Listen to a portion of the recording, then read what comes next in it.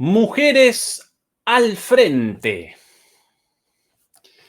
70.000 mujeres ucranianas participan en las Fuerzas Armadas de Ucrania, de las cuales 5.500 aparecen involucradas directamente en los combates.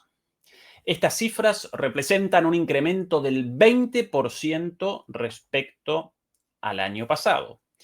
La enorme cantidad de fallecimientos mensuales en las Fuerzas Armadas de Ucrania, sumada a la creciente cantidad de deserciones, está generando una situación inédita.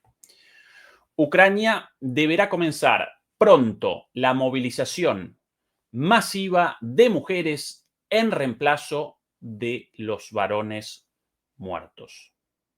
Muy buenas noches, muy buenas tardes y muy buenos días. Desde Berlín, Alemania, comenzamos la transmisión número 299, casi 300, 299 de Demoliendo Mitos Charlas. Muchas gracias por acompañarnos y recuerden estarnos con el pulgar arriba, mientras ahí, al otro lado de la pantalla y al otro lado del continente europeo, desde Madrid, España, tocado en la voz, pero siempre presente, el señor Fernando Moragón. Fernando, ¿qué tal todo por ahí?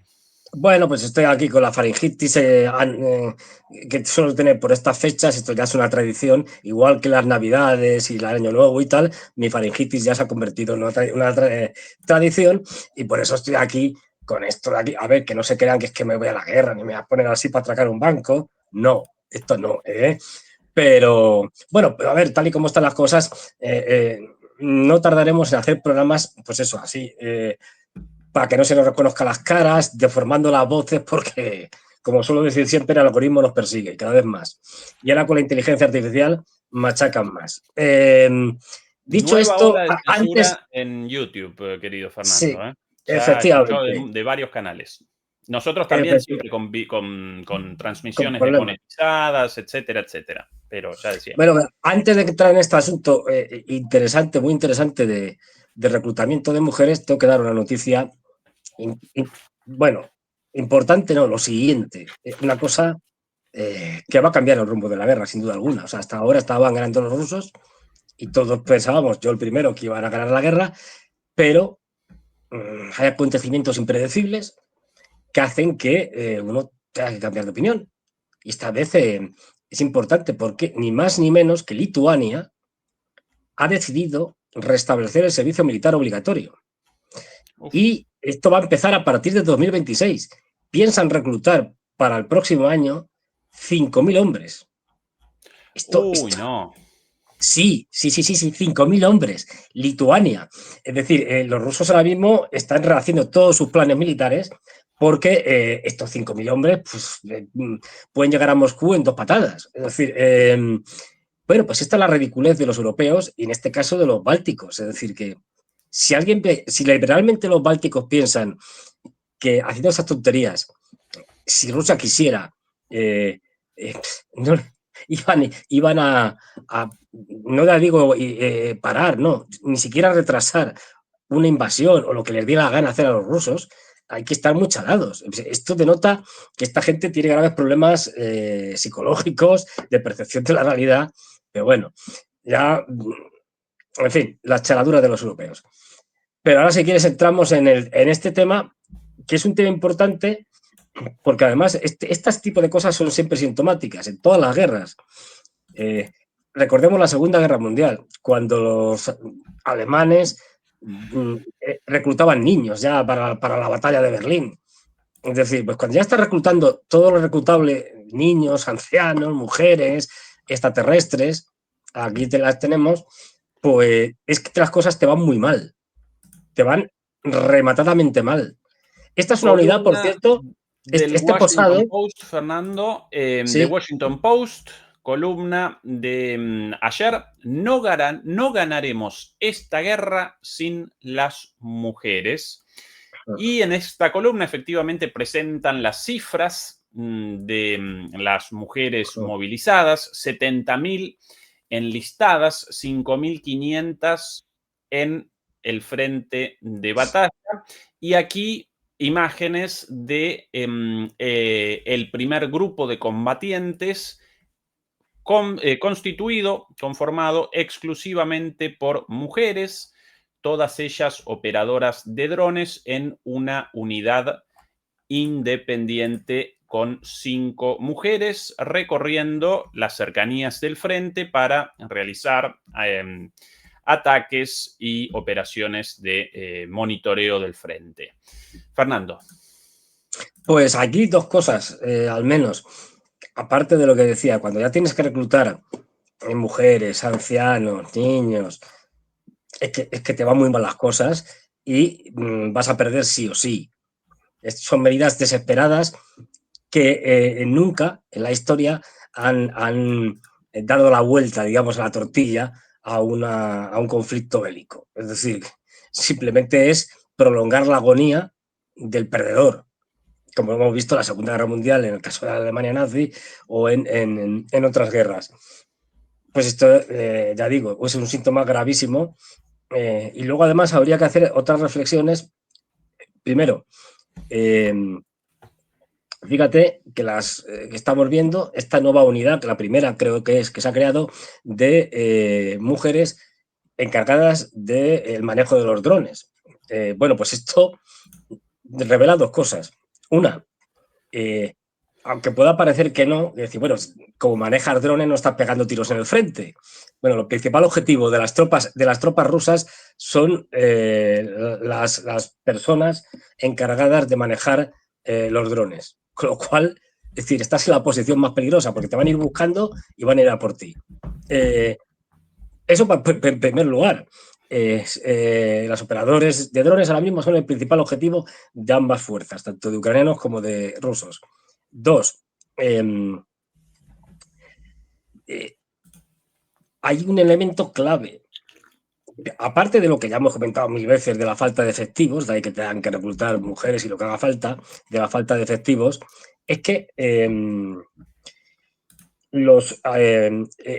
esta guerra empieza con un déficit enorme de drones de los rusos, digamos, y una superioridad en tema de drones de los ucranianos. Esto ha sido así durante buena parte de la guerra, pero esto ha pegado un vuelco radical este año, en 2025, de tal manera que la superioridad de los rusos ahora mismo, tanto perdón, en unidades de drones como en cantidad de drones, es abrumadora. De ahí que tengan que recurrir a la formación de mujeres como operadoras de drones porque no tienen.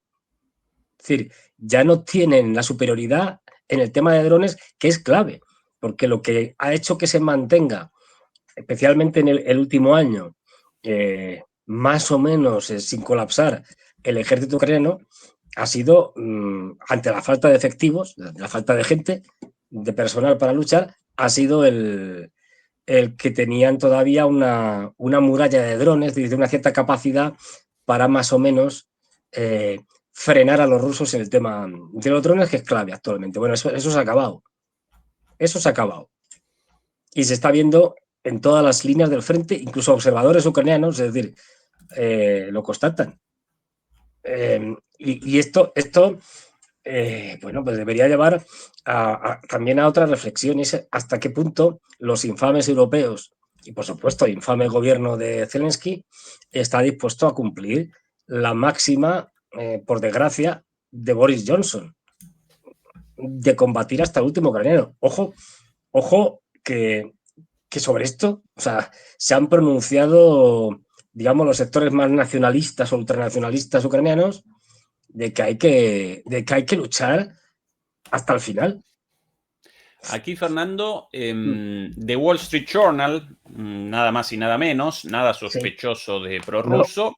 Acompañando tus palabras, Rusia toma la delantera en la batalla de los drones, que antes era el fuerte de Ucrania. El ejército de Moscú ha mejorado en el uso de las armas más letales en la guerra, drones pequeños y baratos.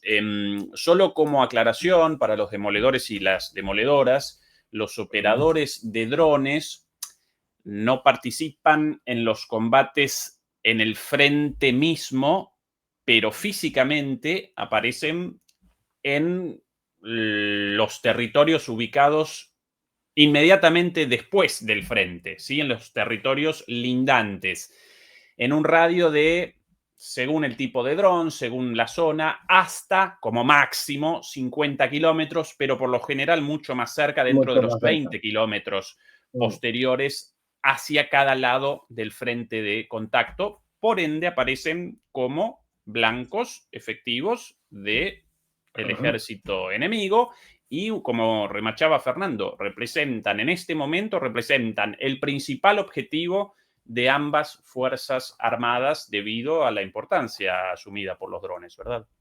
Fíjate, y además hay otro dato, este muy difícil de comprobar, porque estas cosas no se cuentan, pero vamos, todo apunta en ese sentido, porque se está viendo, los rusos, en este tema de drones, como en otros temas, como el tema de tanques y demás, se está viendo, especialmente este año, que están produciendo más drones, por ejemplo, que los que utilizan.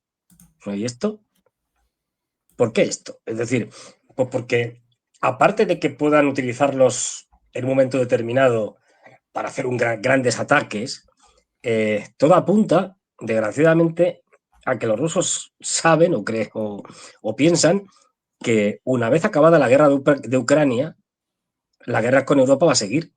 Ojo, la guerra con Europa no tiene por qué ser militar en sentido estricto, o no tiene por qué tener inmediatamente una fase militar, pero tienen que estar preparados para cualquier chifladura de los europeos, y por lo tanto están generando, digamos, un segundo ejército, por llamarlo de alguna manera, que no está combatiendo con muchas más armas que las que se están utilizando en previsión de lo que pueda pasar después de la guerra de Ucrania. Es decir, que esto ya apunta a por dónde van los tiros, nunca mejor dicho. Con unos europeos a la desesperada que quieren, bueno, y hacerle la guerra a los rusos de una manera absolutamente absurda, y que nos están llevando a la guerra. Otra cosa es que esa guerra vaya a ser inmediata necesariamente, no, pero están enfrascados en ello. Y es algo existencial, cada vez más existencial para la clase política europea. Fíjate cuántas veces hemos hablado del tema de la corrupción en esa clase política europea, dentro de la Unión Europea, en la OTAN, en la parte europea de la OTAN, es decir, en diferentes países, que está viviendo y muy bien a costa de estas instituciones europeas que han generado una especie de clase política paneuropea que vive a costa de los contribuyentes. Y tenemos el caso reciente de la señora Mogherini. La señora Mogherini, antigua, digamos, ministra de Asuntos Exteriores de la Unión Europea, que ahora está metida, bueno, en otra institución, lo típico, te jubilas de una cosa y te colocan en otro sitio, que la han pillado, pues robando dinero a manos llenas. A ella y a un tipo que no me acuerdo el nombre, que fue el segundo de Borrell. En fin, bueno, pues no olvidemos que aquí hay intereses. Es decir, cuando estamos viendo ahora todos los escándalos de corrupción en Ucrania, es que una parte de todo ese dinero que se ha robado, efectivamente lo han robado los líderes ucranianos, pero también los líderes europeos han robado parte del dinero que se les daba a los ucranianos. Con lo cual, claro, aquí hay muchos intereses creados de que esto continúe, que es un gran negocio. Y la ausencia de contabilidad, Fernando, Ah, la sí, ya ausencia, ese eso traca. responde obviamente a la promoción de la corrupción, con un porcentaje para los ucranianos, obviamente, pero otro Claro, porcentaje para los hombre, europeos y para los estadounidenses también. hombre, Por eso claro. ellos mismos no pueden determinar si realizaron el envío de 350.000 millones de dólares o 150.000 millones de dólares, algo en el medio, más o menos. Claro, Bueno, claro. eso Así cada responde vez que al oyes objetivo de... una cifra, pues cada uno te da una cifra distinta, porque claro, no lo saben. Pero tú fíjate, Fernando, aquí lo sí, último sobre dime. las mujeres en el frente. Aquí imágenes de estas mujeres, estas chicas muy jovencitas. De izquierda a derecha, Alexandra, Victoria, Marina y Daria. Daria, la comandante, primera mujer a cargo de esta unidad formada exclusivamente por mujeres. Alexandra con 24 años. Victoria con... Alexandra la de la izquierda, Victoria con 26 y Tetiana, no Tatiana, Tetiana con 22. Realmente muy jovencitas. ¿Por qué la participación de estas chicas? ¿Por qué la decisión de estas chicas voluntaria o todavía no obligatoria masivamente? Sí. ¿Cuál tu interpretación, Bueno, Fernando? ¿Por qué estas chicas se terminan a participar en esta locura? a ver, puede haber muchos elementos. Primero, y esto es importante, ha habido un adoctrinamiento, fíjate que son muy jóvenes. Es decir, si ponemos el arranque del conflicto en 1900, en 2014, estas chicas eran muy jovencitas en 2014.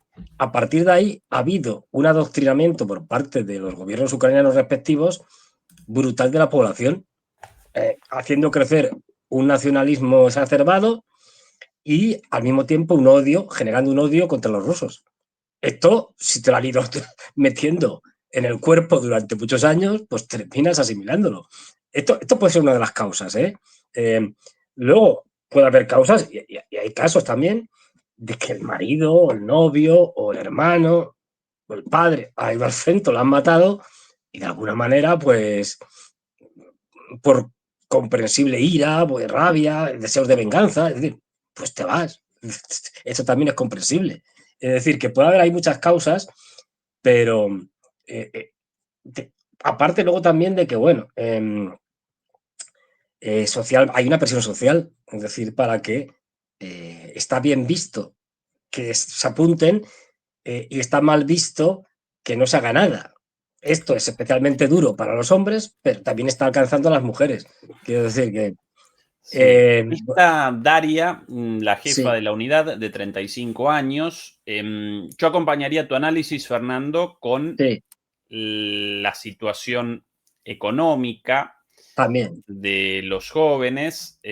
Recuerden que nunca antes, por lo menos desde mediados del siglo XX, desde el comienzo de los 30 años gloriosos del capitalismo de bienestar después de la Segunda Guerra Mundial, nunca antes los jóvenes habían aparecido en una situación económica, social y cultural tan desesperante como la actual, sin trabajo, sin perspectivas de desarrollo personal, económico, profesional, sin estudios, cada vez más sometidos a esta porquería, Sí, lamentablemente, en una situación cada vez más desigual, perdón, en una sociedad cada vez más desigual, con una marginalización cada vez mayor y, lógicamente, en ese marco de desesperación, por cierto, el mismo marco a partir del cual comienzan las revoluciones de la generación Z, sí,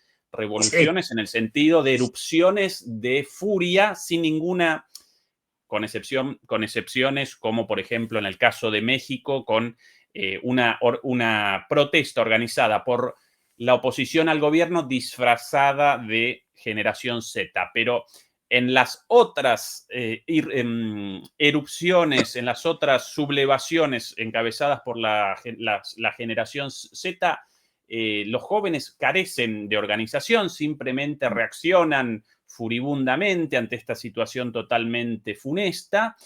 Y aquí sí aparecen incentivos para los jóvenes a través de el pago, naturalmente, de un ingreso mensual a todos estos jovencitos sin ninguna perspectiva. Si no recuerdo mal, en el caso de Ucrania, de alrededor de entre 1.500 y 2.000 euros, lo cual, es claro, mucho. considerando la vida de las Claro. personas, muy poco, pero considerando el valor de ese dinero, de esa cantidad de dinero en Ucrania para una jovencita de 22 años, representa una fortuna, ¿sí? Representa muchísimo dinero tanto que puede abandonar a un lado cualquier reflexión sobre, bueno, el costo eventual de ese dinero, porque, bueno, aparece en juego su vida. Esa otra situación también, sin lugar a Sí, dudas, acompañando todo lo dicho por Fernando, ¿no? Dos elementos congruentes de análisis. sin duda alguna. Y además, y aquí fíjate la tragedia, y esto lo venimos diciendo desde hace mucho tiempo, cuando decimos que Ucrania es un Estado fallido y que Ucrania no tiene futuro como Estado, no es porque nos guste más ni menos Ucrania, y que nos basamos en datos objetivos. Es decir, y esto refuerza nuestros argumentos en el sentido de que si ya están muriendo muchos hombres en edad reproductiva, si además empiezan a morir gran cantidad de mujeres que también están en edad reproductiva, tienes un problema demográfico insoluble. Es decir, tu país no tiene futuro. No tiene futuro porque la gente que puede tener hijos está muriendo. Los que no se han ido, es decir, los que no se han ido. Y esto es un problema que hace que Ucrania sea un estado inviable. Fíjate Aquí que la segunda. imágenes Sí, de esta unidad, Fernando, en combate. Atención.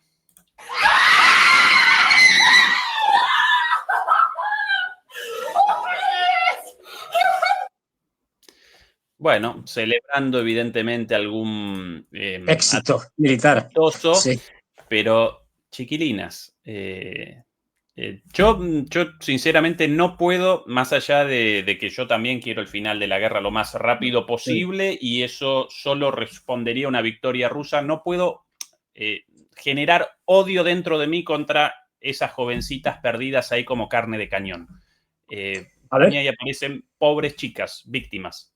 ¿Sí? sí, sí, sí, Más sí. allá de que Pero respondan a intereses malignos como los de la dirigencia política y económica ucraniana, la dirigencia política y económica europea y la dirigencia política y económica estadounidense. Esas chicas para mí representan pobres chicas.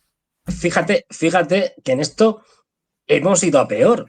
Me explico. Es decir, en la Primera Guerra Mundial, para hablar del primer gran conflicto del siglo XX, en la Primera Guerra Mundial, fundamentalmente en el frente occidental, también en otros frentes, pero bueno, en el frente oriental, pero británicos y franceses, también alemanes, tuvieron que hacer incorporaciones masivas de la mujer al trabajo.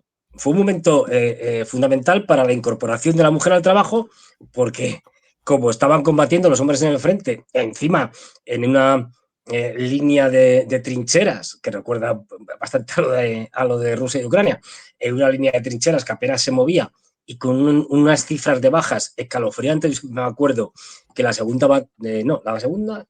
primera batalla del Somme generó el primer día del ataque franco-británico, generó en su lado 70.000 bajas en un día, que es un disparate. Es decir, dada la situación crítica de que no había hombres para trabajar, se incorporó a la mujer, no porque se fueran feministas ni nada por el estilo, porque el mundo de la Europa de aquella época tenía poco de feminista. Es decir, no las cosas como son. Es decir, aquella época eran cuatro. Es decir, bueno, pues fue la incorporación masiva a las fábricas, produciendo munición, produciendo cañones a mansalva. Y hay un montón de documentos, fotos de la época, etcétera.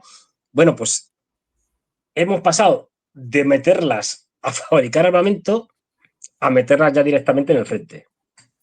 Hemos retrocedido. Es decir, esto no es un avance, esto es un retroceso. Es decir, ya no solo lo matamos entre los hombres, que bastante malo es, ya metemos también a las mujeres. ¿ya? Y no metemos a los marcianos porque no existen, pero sino también. Y esto, como en otras muchas cosas, es un retroceso, ¿no? Y otra cosa que decías tú muy interesante también, que me he acordado ahora, a colación de lo que tú estabas diciendo, de la falta de perspectivas que tienen los jóvenes actualmente, y no digamos un joven en Ucrania, en una situación de guerra, en la que no puedes hacer muchas cosas, es que muchos jóvenes son conscientes de que en Europa, y especialmente en Europa occidental, pero en Europa en general, va a ser la primera generación que va a vivir peor que sus padres.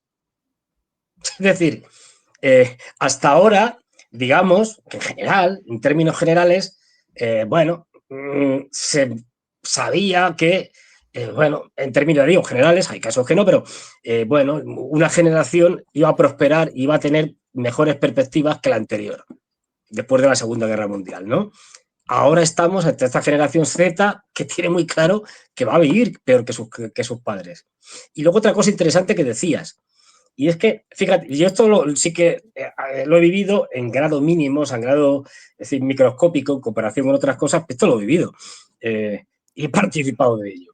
Es decir, a ver, cuando hay un movimiento de protesta, por la razón que sea, y legítimo, y además que surge de la propia gente, eso rápidamente es instrumentalizado. Si es a nivel local, de tu propio país, por los partidos políticos para sus propios fines. Si es a nivel internacional, en este caso, por el gran manipulador que es Estados Unidos para sus propios fines. Aunque la protesta haya surgido espontáneamente y, digamos, pues eso, tenga legítimas reivindicaciones. Da igual, eso rápidamente se instrumentaliza y es muy fácil de hacerlo, pues yo lo he hecho. Es decir, cuando estaba en mi época política, es decir, a nivel de universidad y tal, pero es decir, es muy fácil. Y los partidos políticos enseguida, y no digamos ya los grandes estados como Estados Unidos, que tienen unos recursos enormes, a través de sus organizaciones, en su tiempo la USAID o la NET actualmente, etcétera, esto vamos, cualquier mínimo protesta en cualquier país, a los pocos días vamos a tener a los norteamericanos financiando esa protesta si les interesa y instrumentalizándola. Esto es así. Fernando, además de esto, vamos a presentar muchas otras cosas en esta transmisión. Sí. Querría comenzar la siguiente sección de nuestra charla de hoy con las palabras de Putin del día de ayer desde Moscú, muy pero muy importantes. Las presentamos aquí. Subtituladas por los compañeros de El Ojo. Atención. Por aquí, ahora sí. Мы не собираемся воевать с Европой, я уже об этом 100 раз сказал. Но если Европа вдруг захочет с нами воевать и начнет, мы готовы прямо сейчас. То есть здесь не может быть никаких сомнений. Только вопрос в чем? Если Европа вдруг начнет с нами войну, мне кажется, что очень быстро, это же не Украина. С Украиной мы там действуем хирургическим способом. Это не война в прямом, современном смысле этого слова.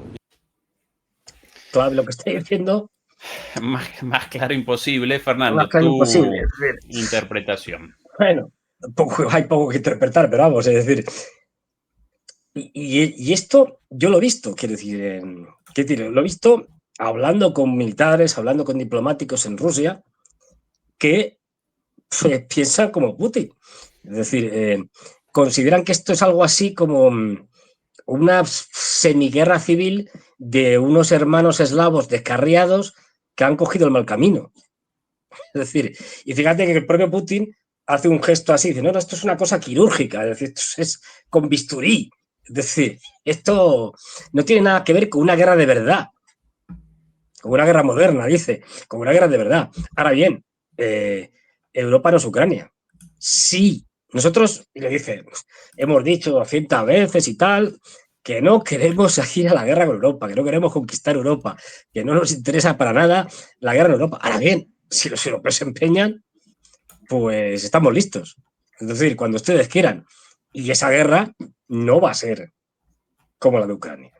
Ahí ya no tenemos estos elementos fraternales, digamos, que no, ahí no vamos a tener piedad. Esto es aviso para navegantes y para los belicistas europeos, para von der Leyen, para la Caja Kallas, para toda esta recua de gente que nos quiere lanzar una guerra contra Rusia, que sería un desastre.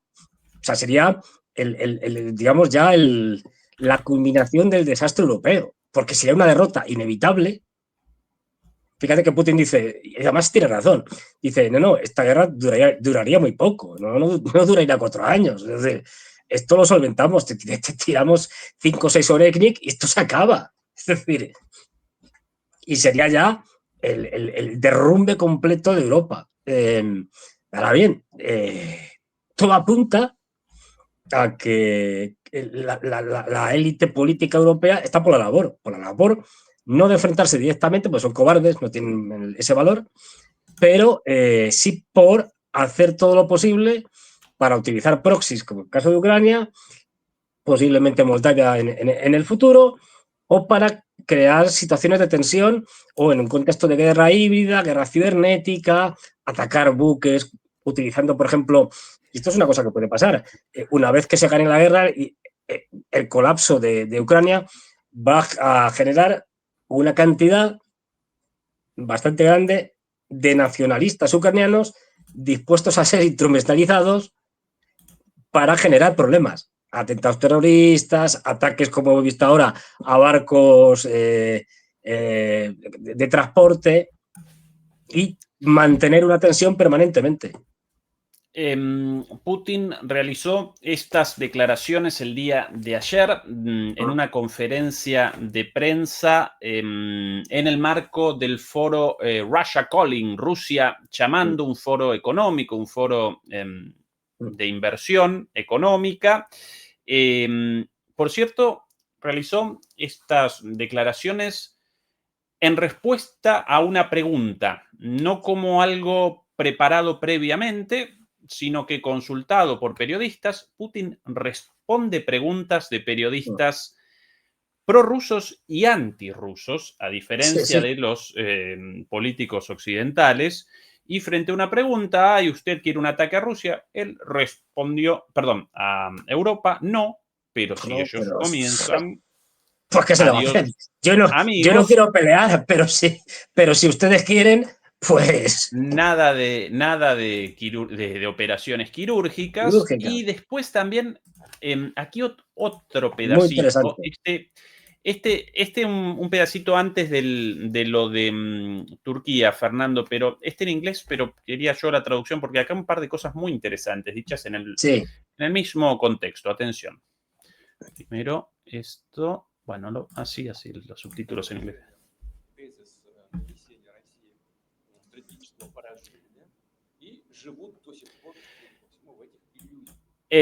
Los europeos tenían la tesis de infligir una derrota estratégica contra Rusia y todavía viven en esa ilusión.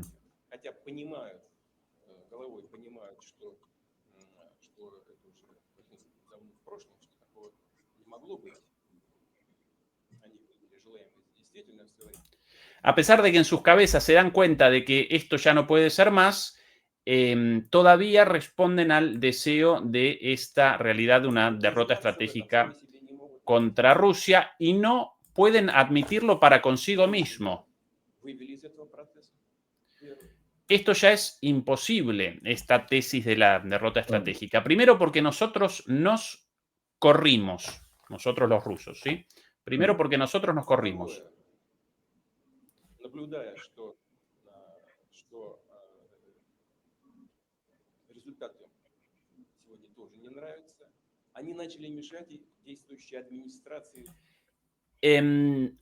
Los europeos hoy, viendo que no estaban contentos con la evolución de las negociaciones, esto dicho el día de ayer, minutos antes el encuentro con Witkoff, ¿sí? Por eso la referencia a eso.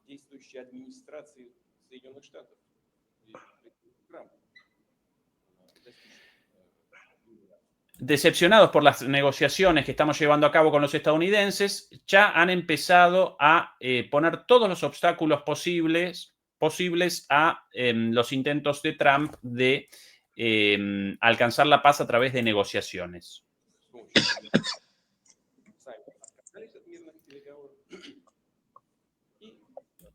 Por un lado, se niegan ellos a participar en negociaciones por la paz y por otro lado, impiden las negociaciones del presidente Trump. Tercero, no tienen una agenda de paz. Они же на стороне войны. Están del lado de la guerra. Тогда, когда они пытаются якобы внести какие-то изменения, Y aunque supuestamente están tratando de hacer cambios a la propuesta de Trump, nosotros vemos claramente que esos cambios están orientados a una sola cosa. вообще заблокировать весь этот мирный процесс. Выдвинуть Están orientados precisamente a la voluntad de los europeos de bloquear el fin de la guerra. Y por eso promueven demandas que son completamente inaceptables para Rusia y después culpan a Rusia de supuestamente boicotear el proceso de paz. Vemos esta situación claramente. Поэтому, если они хотят вернуть действительно на почву реальности. Por eso, si quieren volver a la realidad a partir de la situación que se está desarrollando en la Tierra, bueno, bienvenidos, que vuelvan a la realidad. Bueno, clarita las palabras nuevamente de Porque Putin. lo grave de esto es esta esquizofrenia que no se entiende de los europeos, pero que, porque efectivamente, como señala Putin, a ver, puede que a lo mejor la pirada de Caja Calas todavía se crea que pueden ganar a los rusos y tal, pero bueno, a ver, todos estos saben perfectamente que esta guerra está perdida, aunque diga lo contrario y tal, y lo confirmaba en unas declaraciones, creo, no sé si de hoy o de ayer, el primer ministro belga, Bart de Wever, mal pronunciado, como siempre, que como le están presionando a los belgas para que la Unión Europea le está presionando a los belgas para que los activos congelados de los rusos en Europa, que fundamentalmente están en Bélgica, sean ya directamente robados y transferidos a los ucranianos, pues claro, el tiempo se defiende porque eso sería un desastre para Bélgica absoluto. Y dice lo siguiente, fíjate lo que nos cuenta el primer ministro belga. En la noticia dice, el primer ministro belga, Bart de Wever, declaró que nadie considera seriamente, dentro de la Unión Europea, la derrota de Rusia en el conflicto con Ucrania. Que saben todos que va a perder.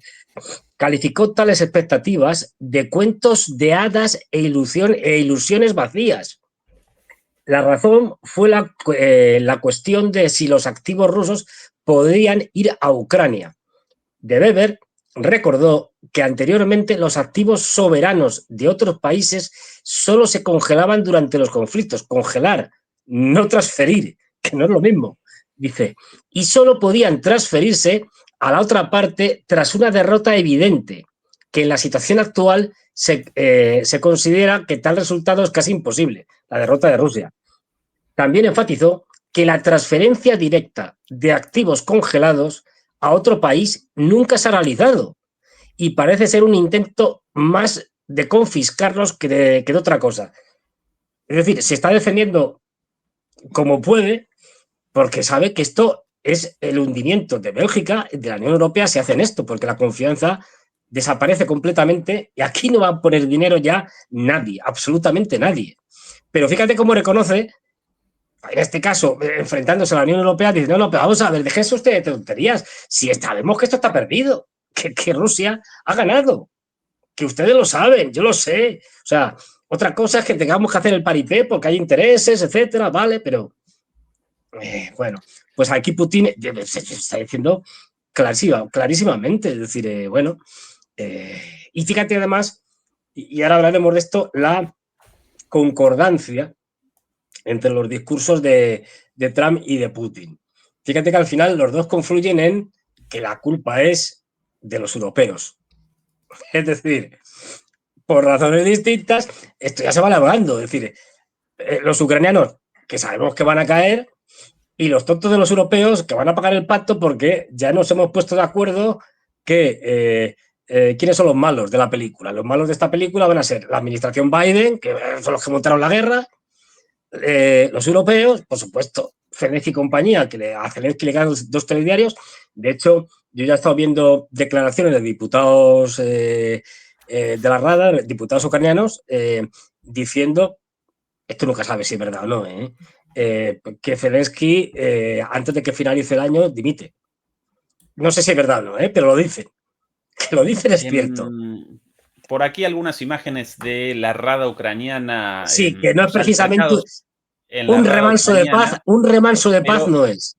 Pero antes quería redondear las palabras de Putin porque también presentó su perspectiva sobre la situación en el Mar Negro, donde en el contexto de la desesperación ucraniana y europea, los ucranianos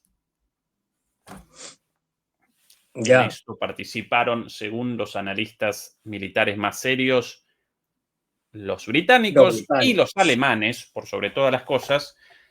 Pero bueno, frontalmente aparecen los ucranianos y ellos perpetraron 2 ataques contra barcos tanqueros, como los llaman, estos barcos de transporte de combustible, por sobre todas las cosas de petróleo y de gas, en el Mar Negro, en las costas de Turquía, vacíos, sin carga en su momento, pero aún así, uno seguramente hundido, el otro de destino desconocido, pero bueno, acometieron a estos barcos civiles en el marco de la desesperación, y estas las palabras de Putin al respecto. На танкеры в нейтральных или даже особой экономической зоне другого государства, третьего государства, это пиратство, ничто иное. Какие ответные меры могут быть? Во-первых, мы расширим номенклатуру таких ударов наших по портовым сооружениям и по кораблям, по судам, которые заходят в украинский порт. Второе.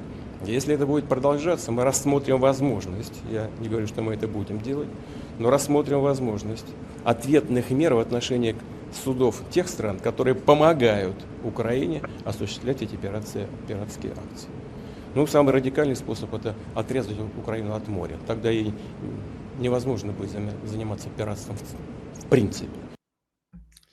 Esto es muy serio. Cargadito en esta conferencia de prensa, cargado Putin, se soltó el pelo, por decirlo. Sí. Es decir, a ver, esto es muy serio. Lo que pasa es que, en fin, y fíjate la extrema moderación de Putin. Pero aún así, vamos a ver, atacar a nuestros barcos en el Mar Negro y tal, que además encima se han jactado, porque nos pusieron hasta imágenes los ucranianos de cómo llegaban ahí estos. Ahora están reculando, Ahora, después de que ha dicho esto Putin, han dicho, no, pero nosotros hemos sido y tal, han sido otros, y estas cosas, claro. Y te dice 3 cosas, Putin. Dice, una, ya esto sí, seguro, vamos a aumentar los ataques a las infraestructuras portuarias y a los barcos que están mandando constantemente armamento y demás cosas a Ucrania. Ahí lo vemos. O sea, es que encima te lo han puesto aquí grabado. El video difundido por ellos mismos, ¿no? Por ellos mismos. O sea, que no. Y ahí se ve el impacto, la explosión. Sí. Y por suerte que estaban vacíos, porque luego, digamos, que se ve ardiendo y tal, incluso en el mar. Esto no es que el petróleo del barco, digamos, que llevaba, o el gas. Es el combustible para que el propio barco funcione. El combustible del propio barco, efectivamente. Que aún así es bastante grande, quiero decir. Y aquí, fíjate, ¡pum!, van directamente hacia donde están las hélices. La parte trasera, sí. La parte trasera, es decir. Entonces, claro, es decir, bueno, luego han atacado un tercero posteriormente, que llevaba, creo que aceite de girasol o de algo de esto. Es decir, este no lo han atacado con drones marítimos, esto lo han atacado con un dron aéreo. Pero, entonces, claro, Putin dice, esto ya lo vamos a hacer. Insiste, dice, ahora bien, el siguiente paso, no digo que lo vayamos a hacer, pero no es descartable, es que vamos a atacar los barcos de otros países que están ayudando a los ucranianos. Léase, los europeos. Ojo con las tonterías. Es que esto nos estamos tomando a cachondeo a los rusos y a Putin, y un día nos vamos a encontrar con que nos vamos a dar de frente con la famosa línea roja de verdad. Es decir, y la hemos liado. Y la tercera ya es la más grave. Y es decir, dice, bueno, no, aquí directamente es que ya, si se ponen muy burros, directamente cortamos el acceso marítimo de Ucrania al Mar Negro, porque les vamos a destruir toda la infraestructura portuaria y cualquier buque que entre nos lo cargamos. Y esto lo hacemos en 2 días. Es decir, bueno, es decir, seguimos jugando, bueno, los europeos siguen jugando a las provocaciones, especialmente los británicos, a las provocaciones, a la escalada. Y, bueno, pues un día nos vamos a enterar de que los rusos han dicho hasta aquí hemos llegado.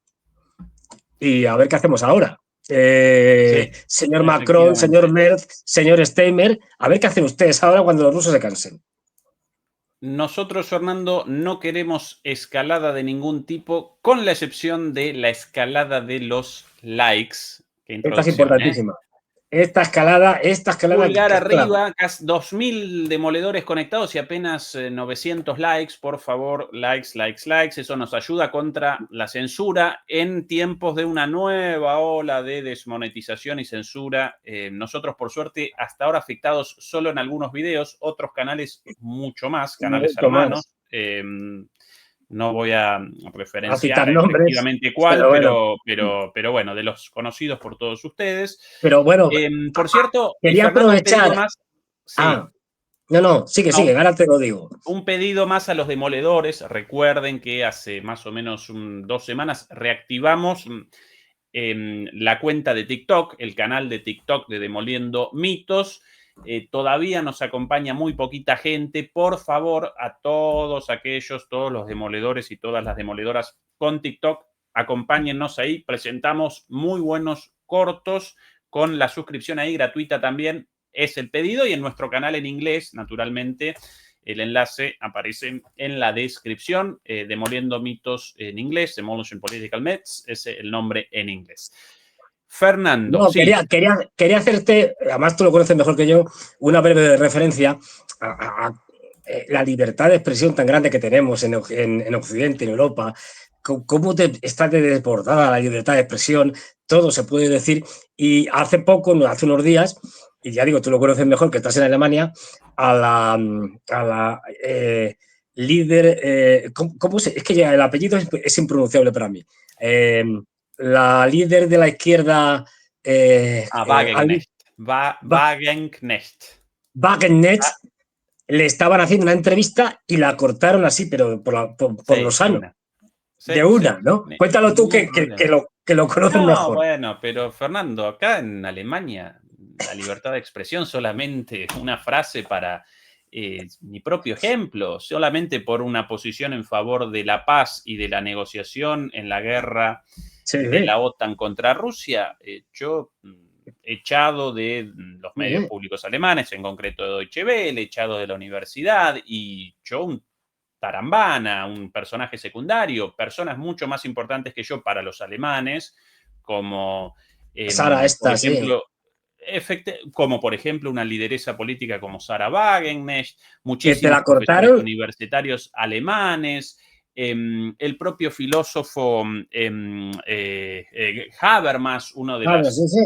de las referencias de la filosofía alemana del siglo XX, todos ellos directamente censurados por completo, silenciados y condenados al ostracismo. Así de No, no, sencillo, pero de ya digo, libertad y de sí, libertad de palabra, de discurso, de opinión, todo mentira, mentira. pero digo, por el descaro, quiero decir, que ya, hombre, que estés hablando y te digan, ¡fua! Te corten así a lo bestia, que te dejen con la palabra en la boca, hombre, no sé, haz algún. No, ya da igual, o sea, lo decía justo por eso, por el descaro, ¿no? Es decir, y a una líder política, es decir, conocida muy en Alemania y tal, o sea, no, no es que dices, no, que bueno, le han cortado a un señor o una señora, no lo conoce nadie.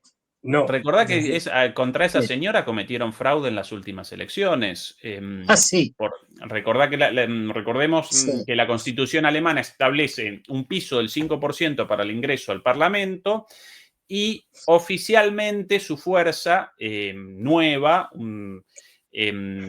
casi conquista bancas en el Parlamento alemán a pesar de su creación solo 6 meses atrás, lo cual habría representado algo inédito en la política alemana, muy conservadora, muy lenta, con un partido recientemente creado, casi pudo el acceso al Parlamento, pero ¿por qué no pudo? Por ese piso del 5%, oficialmente contabilizaron 4,98%, pero ellos están conscientes por sus propios conteos de que en realidad aparecen por encima de eso, aparecían por encima, y la Corte Suprema de Justicia en Alemania, el Tribunal Electoral, determinó que, a propósito de en Venezuela, entreguen las actas, muestren las actas. Bueno, acá ningún acta mostrada, rechazaron el conteo. ¿Y quién determinó después de esto finalmente la decisión final? El propio Parlamento alemán, electo en esta elección fraudulenta, con diputados metidos gracias al robo de las bancas al partido de esta señora, ellos mismos participaron en la votación rechazando el conteo. Claro, no van a querer abandonar sus bancas, lógicamente. Bueno, esa es la verdad de Alemania. Un procedimiento de lo más democrático. Es decir, es que es de risa. Es decir, si no fuera por otra cosa, es que es cómico. Es decir, pero bueno, lo que tú señalabas, es decir, pero aquí, luego, a propósito de la democracia, nuestro amigo le echábamos de menos al sultán Erdogan. Enojado, y yo recordaría con el sultán, yo lo ayudaría a recordar, y amigo sultán, vos en su momento, al principio, ayudaste a Ucrania con los drones Bayraktar. Sí. Ahora enojado, pero bueno, aquí sus palabras. Rusya, Ukrayna arasındaki savaşın Karadeniz'deki seyri sefer güvenliğini açıkça tehdit eder boyuta geldiği görülüyor. Cuma günü münhasır ekonomik bölgemizde ticaret gemilerinin hedef alınması endişe verici bir tırmanmayı işaret ediyor. Bueno, enojado por el ataque en las costas turcas y aparentemente la propiedad de uno de los barcos turcos, aunque de la flota fantasma rusa, uno de los barcos aparentemente de propiedad turca. Ahora enojado el amigo Erdogan. Y, querido, vos participás de un piecito de un lado, otro piecito del otro, estas las consecuencias. Claro, esto de estar jugando en todas las mesas, es decir, pues tiene que, ahora sí, vale, no, esto es terrible, esto es horrible, es malísimo, pero amigo Erdogan, ¿qué estás dispuesto a hacer? Pues claro, luego no hacen nada, es decir, que han atacado a 2 barcos en tus aguas, en tu zona económica exclusiva, es decir, que en zona de Turquía, deberías hacer algo, digo yo. No sé, más allá de decir lo malos que son unos y otros y que esto es terrible y que así no podemos continuar, que me recuerda mucho a su posición anti-israelí, que en la práctica se traducía en un apoyo petrolero y gasístico a Israel. Es decir, bueno, pues ya sabemos que Erdogan juega en todas las mesas, a todos los palos y pacta con unos y con otros en función de sus intereses y perfectamente se puede llevar muy bien con los rusos para ciertas cosas, con los norteamericanos para otras, y jugar, pues eso, apoyar a los rusos y al mismo tiempo a los ucranianos. Esto es una cosa que esto hay que reconocer que Erdogan lo sabe manipular muy bien, lo sabe jugar muy bien en general. Algunas veces le sale mal, pero vamos. Pero Erdogan es un muy buen ejemplo porque esto es la realidad de la política. Erdogan lo hace, digamos, de una forma muy evidente. Otros no tanto. Pero no nos engañemos, es decir, que esto, 2 países pueden estar en guerra, odiarse a muerte y tal, como pasaba en la Guerra Fría. En la Guerra Fría, la Unión Soviética y Estados Unidos representaban cosas completamente opuestas. El capitalismo frente al comunismo, es decir, modelos antagónicos y excluyentes. Pero cuando les interesaba cooperar, cooperaban, ¿eh? Quiero decir que esto no, una cosa no quita la otra. Aquí hay intereses y no hay más. Entonces, bueno, pasa como los chinos. Los chinos están apoyando mucho a Rusia. De hecho, o un poco antes, el mismo día que Witkoff estaba allí, llegó allí con el yerno de Trump, Jared Kushner, y se lo llevó Dimitrov, parece que es, a dar una vuelta turística por la Plaza Roja allí, aunque pasara un poco de frío y tal. Bueno, pues se entrevistó Lavrov con el ministro de Exteriores chino, Wang Yi. Es decir, que mientras estás hablando con uno, estás hablando con otros. Y los chinos y los rusos tienen muy claro que tienen intereses comunes. Es decir, lo que no quita para que, y pongo un caso porque este es muy conocido, es decir, y de ahí la debilidad de Estados Unidos. Dicen, no, es que los drones y tal. Bueno, pues los chinos han apoyado con el tema de drones a Rusia, sí. ¿Les han vendido drones de doble uso? Sí, a patadas. ¿Componentes de drones? Sí, entre ellos motores, pues. Pero también se lo han vendido a los ucranianos hasta hace no demasiado. Pero no solo a los ucranianos, también se lo venden a los norteamericanos. Uno de los problemas que tiene Estados Unidos es que la mayoría de sus drones militares utiliza componentes chinos. Es decir, quiero decir, y los chinos no son tontos, saben que los norteamericanos son su enemigo, en el sentido de que van a por ellos.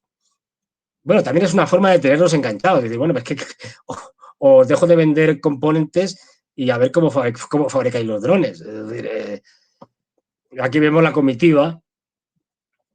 Aquí Ahí, las ¿no? imágenes de la caravana de Vitkov Sí. y Kushner el día de ayer, de llegada al Kremlin, y por aquí las poquitas imágenes, qué imponente siempre el Kremlin, por aquí las poquitas imágenes difundidas Sí. por Muy interesante los esto, ¿eh? Esto que rusos. estamos viendo aquí, ahora lo comentaremos. Fijaros en los personajes. Se entiende que esta señora que está aquí y este que está aquí en medio, más jovencito, son traductores. Es decir, o intérpretes, que sería más correcto. ¿Y a quién tenemos aquí? Witkoff, Jared Kushner en este lado. Al otro lado tenemos a Dimitrov, el traductor Putin y Usakov. Y esto no es casualidad. Es decir, y me explico. ¿Por qué no es casualidad? Los rusos en esto son muy formales. Y además, no olvidemos que el actual Estado ruso, cuando desaparece la Unión Soviética, en la época de Yeltsin, se construye en buena parte a imagen y semejanza de Estados Unidos, un sistema presidencial, etcétera. ¿Quién es Witkoff? Aparte de un amiguete de Trump de hace mucho tiempo, es el enviado especial que designa al presidente para estos temas de Ucrania para la parte rusa, porque no olvidemos que hasta hace poco Kellogg era para la parte ucraniana. Bien, es el enviado del presidente, no es parte del gobierno, digamos. No es Marco Rubio, que es el secretario de Estado, el ministro de Exteriores, para entendernos. ¿Y con quién lo recibe Putin? No hay ningún miembro del gobierno entre los que estaban allí. Usakov, un asesor especial, Dimitrov, bueno, el jefe de los fondos de inversión internacional, etcétera, pero no es nadie que tenga que ver con el gobierno. Es decir, están hablando entre administraciones presidenciales de manera informal. En el momento, se han tirado 5 horas hablando, sí, que les ha dado para hablar, vamos. En el momento, imaginemos que llegaran a un acuerdo más o menos sólido,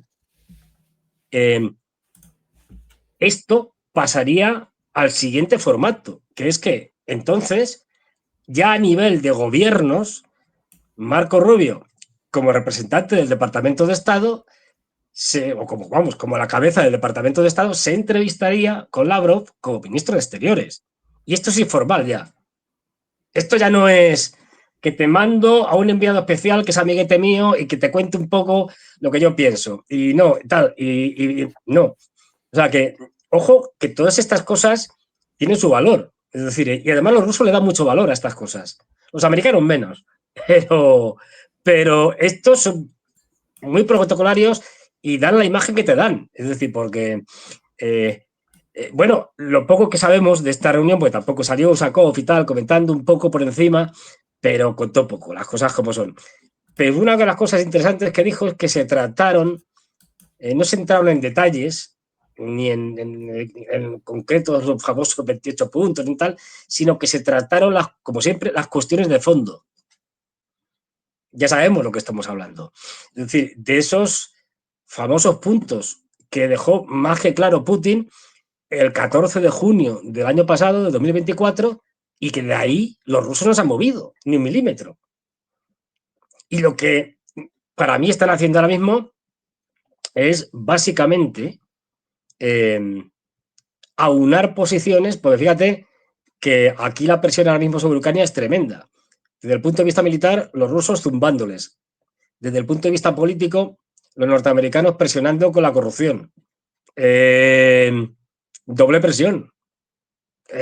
¿Por qué? Porque tanto Trump como Putin, pues ya digo, por razones completamente distintas, buscan lo mismo, deshacerse del problema de Ucrania. Unos a través de la derrota, y a Trump le da absolutamente igual, pero quiere quitarse ese problema de encima. Y de hecho yo creo, vengo diciendo desde el principio, desde que empezaron las conversaciones entre rusos de la administración Trump y Putin, es decir, básicamente tienen los mismos intereses. Otra de las cosas que dijo Sakov, y esto lo repiten siempre, si te acuerdas, cada vez que ha habido una reunión de Putin con Trump, entre los rusos, quien sea, es decir, Lavrov, Marco Rubio, quien sea, siempre dicen lo mismo. Y esto no es gratuito. No, hemos hablado tal, de esta cosa, de otra, y de las relaciones económicas, de cómo relanzar esas relaciones económicas que están interrumpidas. Esto no es casualidad. Que esto te lo estén diciendo constantemente. Y te lo dicen ambas partes, ¿eh?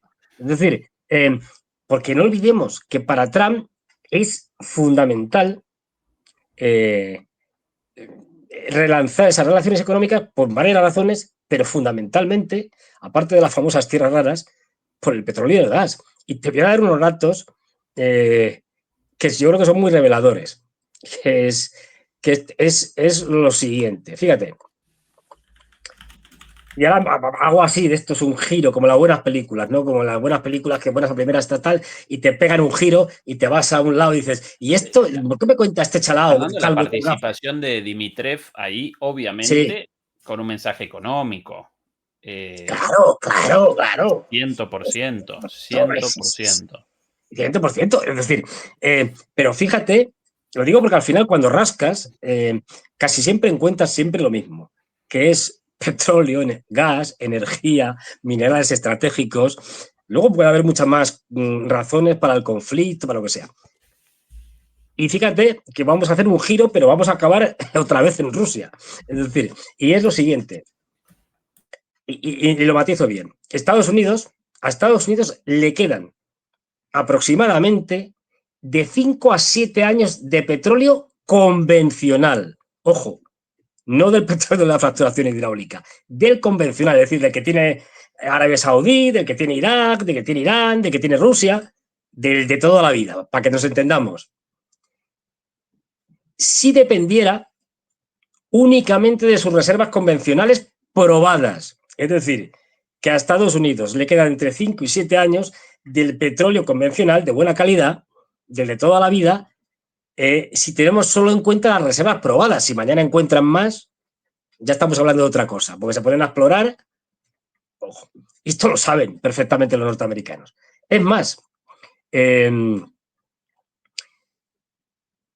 Estados Unidos posee ahora mismo las mayores reservas mundiales de petróleo de esquisto, el de mala calidad, el de la fracturación hidráulica, el del fracking. Pero también lo saben, porque tienen calculado más o menos. Lo que significa que, además de estos 5 a 7 años de petróleo convencional de reservas probadas, tienen otros 10 o 15 años, digamos, de prórroga del petróleo de la fracturación hidráulica y se acabó. Por lo tanto, Estados Unidos sabe perfectamente, y Trump lo sabe, que vamos a ponerle para el 2040 no tienen petróleo. Y no olvidemos que aproximadamente Estados Unidos representa alrededor de la cuarta parte del consumo mundial de petróleo. O sea, que consumen mucho. Es decir, luego, Estados Unidos, y ahora nos volvemos a Rusia, bueno, esta es una de las razones por las que atacan a Venezuela. Es decir, por las que hace falta. No olvidemos que además Venezuela tiene un petróleo pesado y la mayoría de las refinerías norteamericanas están hechas para petróleo pesado venezolano o equivalentes. Y ahora volvemos a Rusia. Tenemos lo que tenemos, es decir, no hay ahora mismo excedentes de petróleo ni de gas, etcétera. Saben que en unos años van a tener que, ellos son importadores de petróleo, pero incluso van a tener que ser importadores de gas. Ahora son exportadores de gas. ¿Y quién se lo puede vender? Pues un país que se llama Rusia. Así de claro. Con tu análisis, Fernando, ya no de aquí a 40 años, sino ya, de aquí a bueno, el año próximo, China en este momento presenta el 90% de la capacidad de procesamiento de tierras raras en el mundo, entre el 70 y el 80% de la propiedad y el 90% del procesamiento. ¿Qué alternativa aparecen para Estados Unidos? Por sobre todas las cosas aparece Rusia. Solo como referencia de esto, un F-35 presenta alrededor de entre 400 y 500 kilos de tierras raras en su cuerpo, bueno, dentro de sí. Un submarino clase Victoria, un submarino nuclear estadounidense, alrededor de 5.000 kilos de tierras raras entre sus materiales. Por eso la desesperación de Trump en su momento, cuando comenzó con la bravuconeada. Sí, Trump, cacharro que tenemos aquí, un móvil, si mal no recuerdo, tiene entre 30 y 40 tipos diferentes de tierras raras y minerales críticos estratégicos. Esto. Sí. Y a ver qué pasa. O sea, es que te quedas sin móviles, te quedas sin ordenadores, te quedas sin todo. Nada. Sin industria automotriz, por sobre todas las cosas, por la utilización de las tierras raras para la fabricación de imanes, fundamental en la electrónica. Bueno. Trump comenzó con la bravuconada de los aranceles, los chinos respondieron con los aranceles, después determinó establecer prohibiciones a productos, al envío de chips de última generación, y los chinos respondieron, bueno, ustedes con eso, nosotros entonces sin el envío de tierras raras. A los 2 días, Trump con el teléfono rojo, no el rojo de Rusia, sino su teléfono rojo de caliente, porque lo llamaron todos los industriales estadounidenses y por sobre todas las cosas los del sector militar industrial, los más importantes para su administración. Sin los materiales de los amigos chinos no podemos generar una tuerca. Y entonces Trump debió rectificar. ¿Y cuál la única salida posible a esto, considerando que si bien en este momento Estados Unidos participa en una confrontación prácticamente directa con Rusia a través de Ucrania, como desafío estratégico, así lo llaman ellos, como rival a largo plazo, ¿sí? Rival en torno a la disputa por la hegemonía mundial, no aparece Rusia. Rusia representaría un eventual aliado, sino que como eventual contrincante en la lucha por la hegemonía mundial aparece China. Por eso la búsqueda de estos acuerdos económicos con Rusia lo más pronto posible. Y por eso esta reunión con los popes industriales a cada lado de cada uno de los negocios. Claro, es que justo en ese sentido que tú dices, es que cuando uno repasa la lista de, vale, tenemos que los chinos son los grandes productores y procesadores de tierras raras, pero vamos, en cuasi monopolio. Pero luego te vas y dices, bueno, ¿y los siguientes quién son? Pues si mal no recuerdo, Vietnam, bueno, no es muy proamericano, pero tampoco es muy pro chino, pero como no tiene capacidad de procesamiento, tiene que mandar sus tierras raras a China para que se las procesen. Luego Vietnam descartado. ¿Quién más están ahí entre los 4 o 5 primeros? Bueno, hay uno que sí. De hecho, ya han firmado un acuerdo. Los australianos, que desde el punto de vista minero tienen casi de todo. Vale, esto sí. Pero ¿y quién más está? Porque con los australianos no nos da. Bueno, pues está también ahí Brasil. Brasil ahí, no, la cosa no está nada clara. ¿Y quién más tiene tiras raras? Rusia. Estos sí tienen. Entonces, es decir, al final tengo unos intereses económicos en lo clave, en lo que realmente importa ahora mismo, que es petróleo, gas, minerales estratégicos como las tierras raras, de los que Rusia tiene muchísimo y que voy a necesitarlo. Es decir, con lo cual me interesa solucionar el tema de Ucrania y por eso a Trump el tema de Ucrania le importa un pimiento. Pues bueno, pues que se lo cuezan los europeos, que hagan lo que quieran, pero yo tengo que reconciliarme con los rusos, no porque los rusos me encanten, sino porque no me queda más remedio. Y por eso todas sus políticas, generalmente bastante poco planificadas, por decirlo suavemente, vamos, absolutamente alocadas y sin ningún tipo de criterio, me meto con Venezuela. Claro, me meto con Venezuela porque quiero su petróleo, es decir, no por otra cosa. Y te vas viendo con todo el mundo con el que se mete, y no se mete con Andorra. ¿Por qué no se mete con Andorra? Porque no tiene nada, es decir, ni minerales estratégicos, ni petróleo, ni nada.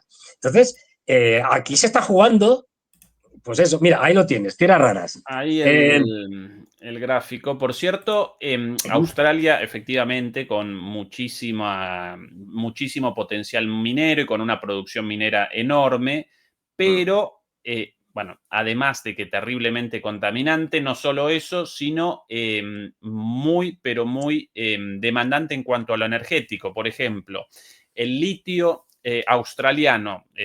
Australia genera una cantidad muy grande del litio consumido hoy día, pero con un costo extremadamente superior al litio, por ejemplo, de Argentina, Bolivia y Chile, debido a cuestiones naturales, un litio extraíble sencillamente de los salares y puesto al sol, secado por el sol y de ahí extraída la sal de litio. Los australianos no pueden eso. Realizan una excavación en una mina, deben después realizar un proceso de disolución de todos los minerales. Bueno, todo eso genera un consumo energético y un costo de ese litio tremendamente superior al de, por ejemplo, Argentina, Bolivia o Chile o de otros lugares del mundo. Bueno, lo mismo con respecto a otros minerales estratégicos. Es que Australia con muchas reservas, pero de un elevado costo. Claro. ¿Sí? Es que esto me hace mucha gracia porque a veces se dice de muchos países europeos, no, si aquí también tenemos tierras raras y otras cosas. Sí, pero a ver, hay un elemento clave que es la concentración. No, si tierras raras hay por todo el mundo. La cuestión es la concentración, es decir, lo que vulgarmente llamamos un yacimiento minero. Un yacimiento minero de lo que sea, de carbón, de tierras raras, es un lugar donde hay una alta concentración de ese mineral o de ese elemento que te permite extraerlo con rentabilidad. Porque elementos, es decir, de la tabla periódica están repartidos por todo el mundo. El problema es que están que las arenas bituminosas claro, en Canadá, claro, con mucho petróleo, una cantidad enorme, pero mezclado en la arena, por eso con el barril por debajo de, si no recuerdo mal, $80, eso inviable por la necesidad de energía para la extracción de ese petróleo de la arena. 418 kilos para un F-35, 2.600 kilos, un poquito más grande, 2.600 kilos para un destructor Burke y 4.600 kilos para un submarino clase Virginia, elementos como el neodimio o el praseodimio, qué nombrecitos estos elementos, bueno, realmente raros, ¿no? Realmente raros. Bueno, no son tan, a ver, los nombres sí son raros, realmente la mayoría de ellos no es que haya poco, o sea, no son raros porque haya poco. Lo que pasa es que están concentrados en unos pocos países, es decir, que yacimientos explotables, que sean rentables y que no te cueste una barbaridad extraerlo, hay muy pocos sitios.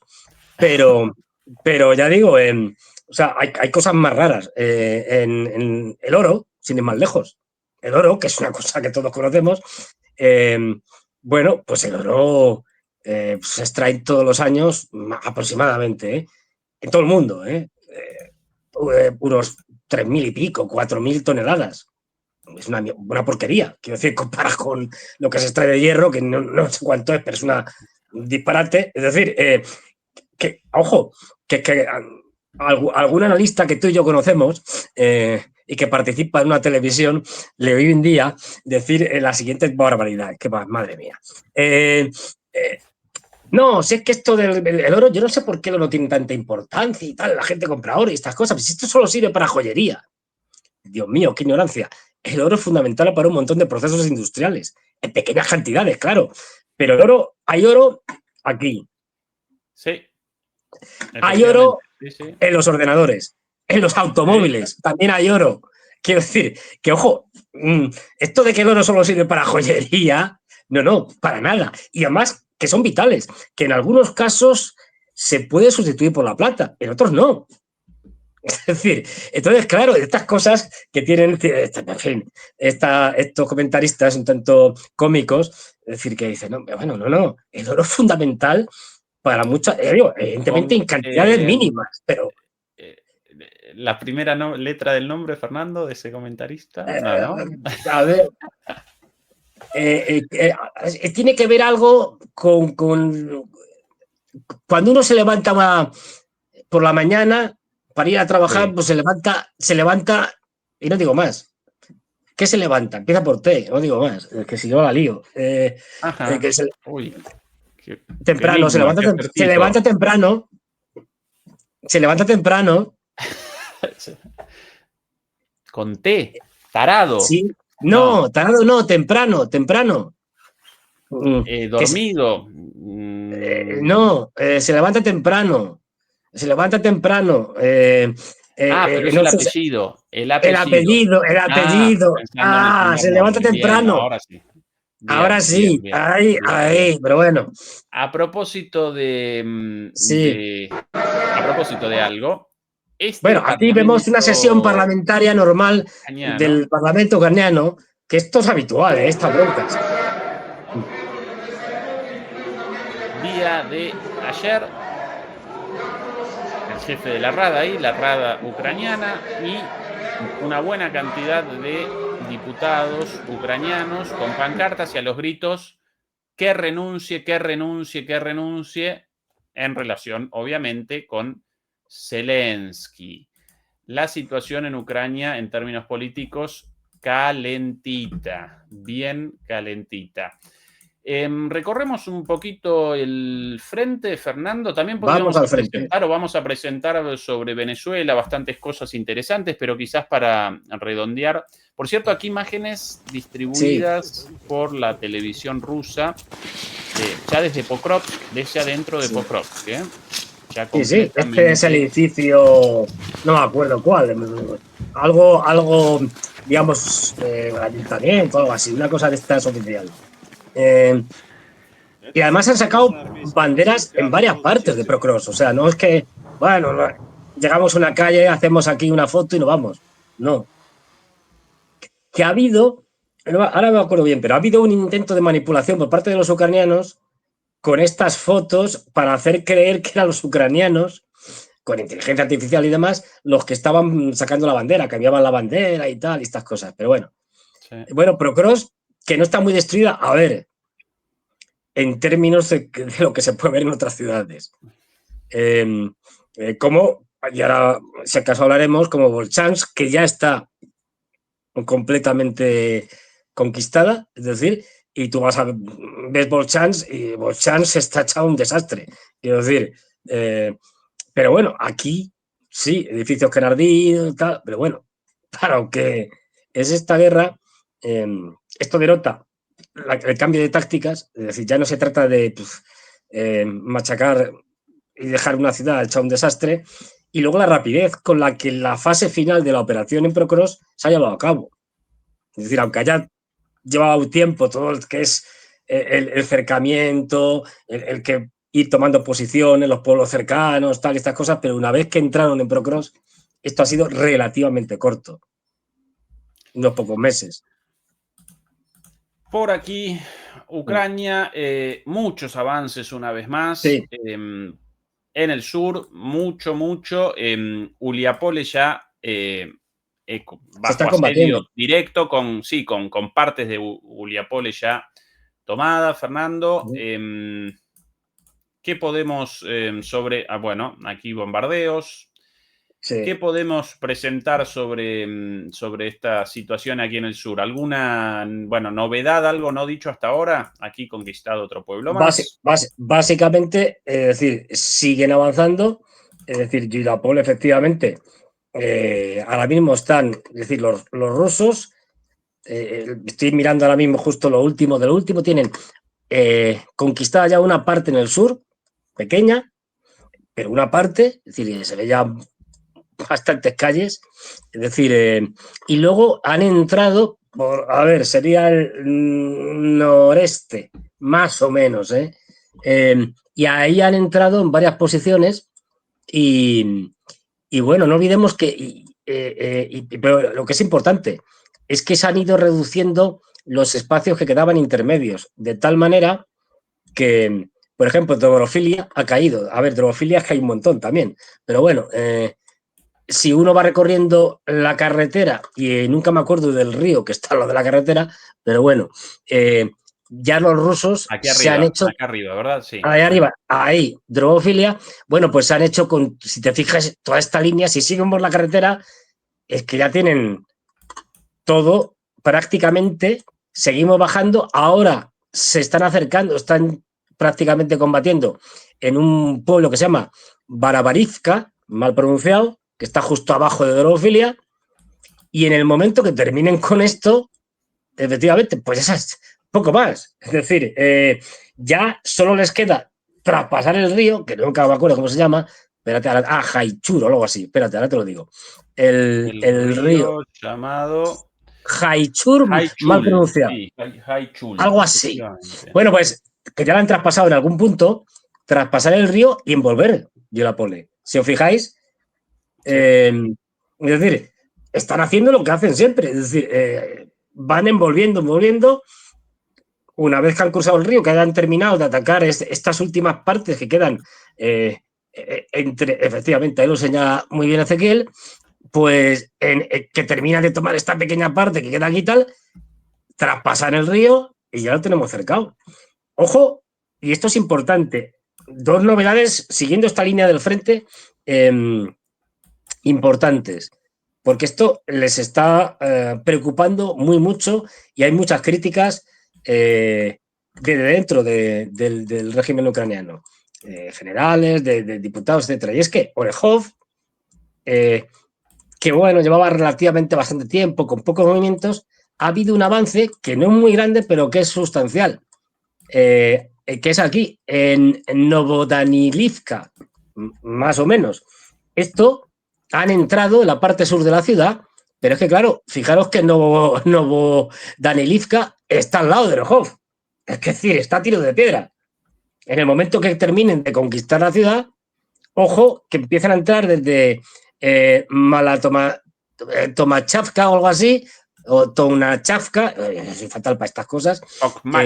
Tokmachka, aparentemente. Tomachka, eso, sí, eso. Bueno, pues aquí que están, pero es que ahora han abierto una nueva línea por aquí. Ojo, porque ya de hecho se están diciendo en Ucrania que Yulapol le va a caer, que es indefendible, y el siguiente es Orejov. Pero si nos vamos hacia el Dnieper, ha habido un avance importante. No tanto por la cantidad de tierra, sino porque se ha traspasado una zona que era complicada en un sitio que se llama, al lado del Dnieper, Steponosirsk o algo así. Es decir, sí, aquí. Ahí, bueno, pues esto se resistía. Esto está prácticamente tomado. Es decir, han rodeado lo que es esta localidad y a partir de ahora los ucranianos lo que han hecho es que se están replegando, porque esto ya lo tienen perdido, hasta la siguiente línea de defensa que estará más al norte en Girojorozivka, más o menos se llama el sitio. Más al norte. Es decir, pero ojo, esto ya ha caído prácticamente. El avance prosigue y se va acercando poco a poco a Zaporilla ciudad, a la capital. De hecho, los ucranianos, ya hay comentaristas ucranianos de Ucrania, pro-ucranianos, es decir, que están cuasi dando por perdido Zaporilla. ojo, toda la región que queda en las manos, más una buena parte de Dnipropetrovsk. Es decir, porque esto sigue siendo un desastre. Es decir, desde el punto de vista de No, las pero tropas Fernando, ucranianas. las grandes negociaciones, las magistrales negociaciones Sí. europeas van a determinar que, aun si Zaporilla tomada por los rusos la van a abandonar, querido Fernando. Claro, sí, hombre, lo van a abandonar y es más, como dijo iba a decir una barbaridad, iba a llamarla retrasada mental, pero no voy a decirlo.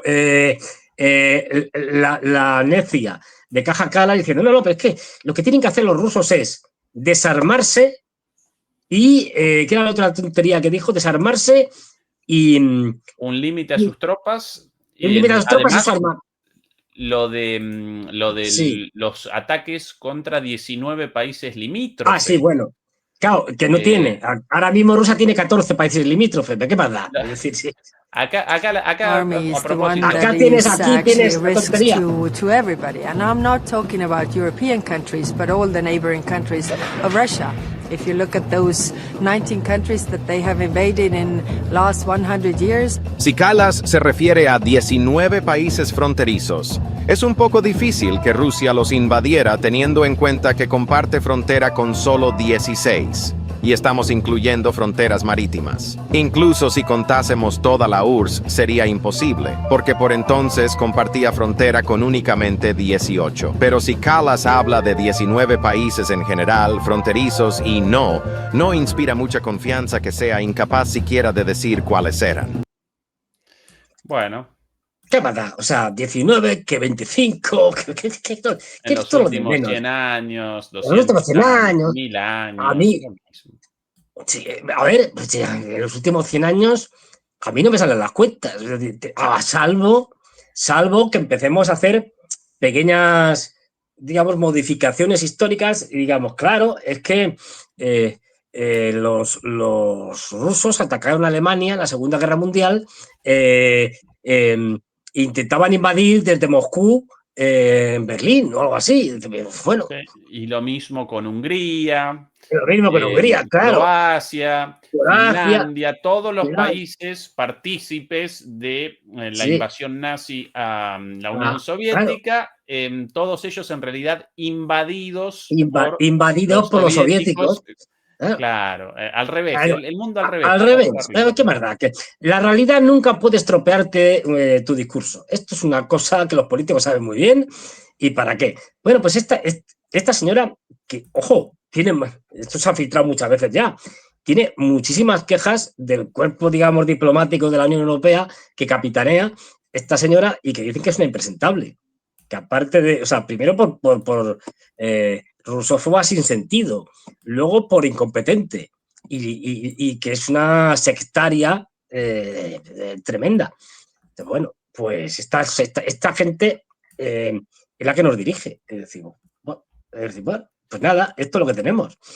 Pero bueno, es decir, esto es importante porque las cosas avanzan muy rápidamente y igual que la toma de Volchansk, ya que es definitiva. Quiero decir, ya sabes que siempre hay un periodo en el que si el Ministerio de Defensa ruso dice que se ha tomado, que si no, que sí, y que es normal porque es muy difícil determinar.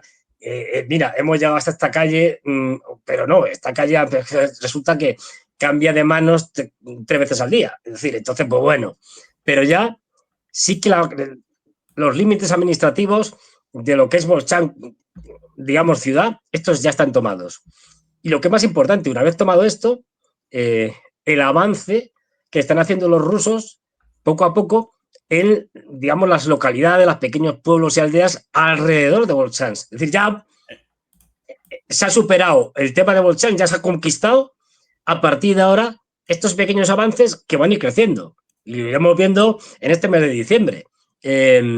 Van a ir creciendo y ojo, porque esto es otro gran problema para los ucranianos, que van a tener que mandar fuerzas inevitablemente allí para intentar contener ese avance. Es decir, la gran ciudad que había sido durante 17 o 19 meses, ya ni me acuerdo, una barbaridad, el freno de los ucranianos, es decir, que los ucranianos habían parado ahí a los rusos, eso se ha acabado.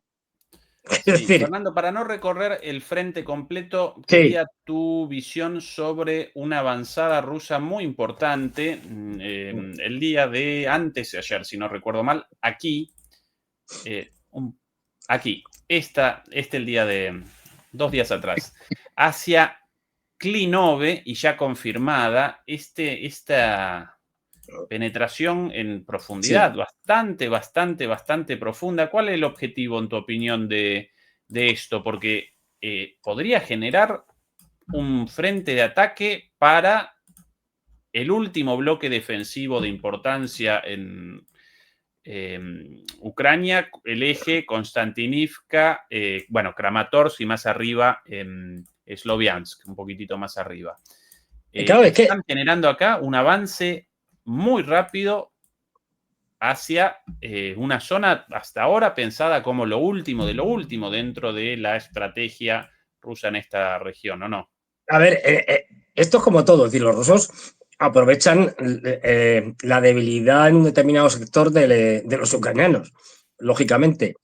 Y fue muy discutido al principio que si la han tomado, que si no la han tomado, que si tal. Bueno, parece que sí, que la han tomado, pero esto lo vamos a ver desde el momento que ya sabemos que Prokhorovsk está más que tomada y Vinograd le queda muy poco. Ahora mismo a Vinograd que le puede quedar la mitad de la parte norte, más o menos. Es decir, hasta el punto de que ya los rusos están ya medio conquistando Grisne. Es decir, ya la estuvieron medio cercando, entraron en las primeras calles, pero ya han profundizado más.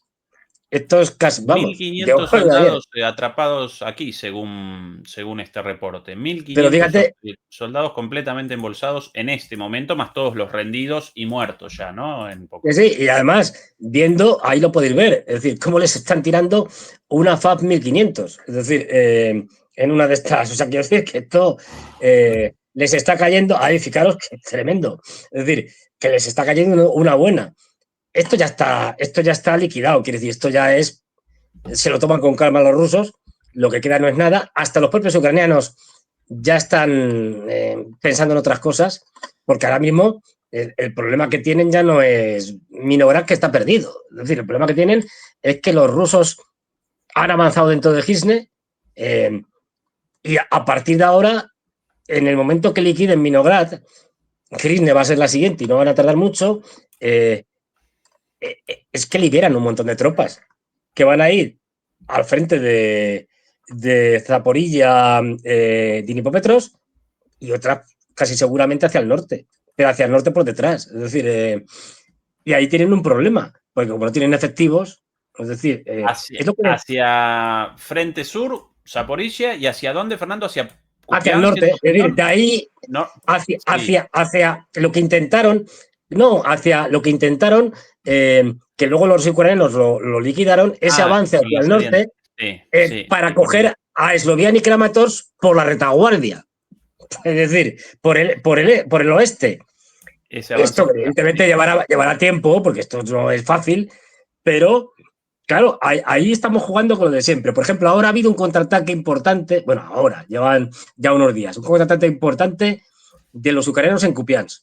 Y han recuperado algunas zonas, han recuperado algunas ciudades aledañas, pero esto ya lo hemos visto antes. Quiero decir, contraataques que en última instancia dilapidan tus fuerzas y al final los rusos más tarde terminan reconquistando lo que tú has tomado, has dilapidado tus fuerzas, no te ha servido para nada. Esto es una señal de la impotencia. Sí, puedes hacer todavía contraataques, no ofensivas o contraofensivas, eso ya impensable. Puedes hacer contraataques en sectores concretos, pero al final es que ya no tienes capacidad de mantenerlos, de retener cosas. Bueno, ya digo, esto pasa factura. Es decir, si tengo que concentrar tropas para intentar recuperar parte de Kupiansk o que no avancen más y tal, como ya no tengo, las tengo que sacar de otro lado. Y eso está haciendo que haya muchas críticas diciéndoles, oiga, o se ponen en serio con el tema de Zaporilla o lo perdemos. Es decir, esto no está para bromas. Déjense ustedes de copiarse otros sitios, porque esto sí que es grave. Es decir, y bueno, por eso, como empezábamos el programa, el tema de las mujeres. Es que no hay gente, es decir, que no hay efectivos. Y por eso te están diciendo unos y otros, pues da igual, que les demos el F-16, mirad 2000, lo que tú quieras. Pero si no hay gente, es que te da igual lo que les des. Porque no tienes gente para poder romper ni para poder explotar los éxitos tácticos que tienes en un determinado momento. Sobre el final, Fernando, ya que en Sí. 10 minutos comienza en DMP Geopolítica, nuestro canal hermano, el programa de Eduardo Bior sobre Japón y China. Interesantísimo. Muy interesantísimo. Muy interesante. Un poquito sobre las últimas declaraciones de Trump respecto a la posibilidad de ataques terrestres contra Venezuela e incluso contra otros países, aparentemente referida a Colombia, por ahí. Estas las declaraciones del señor Naranja. Aquí.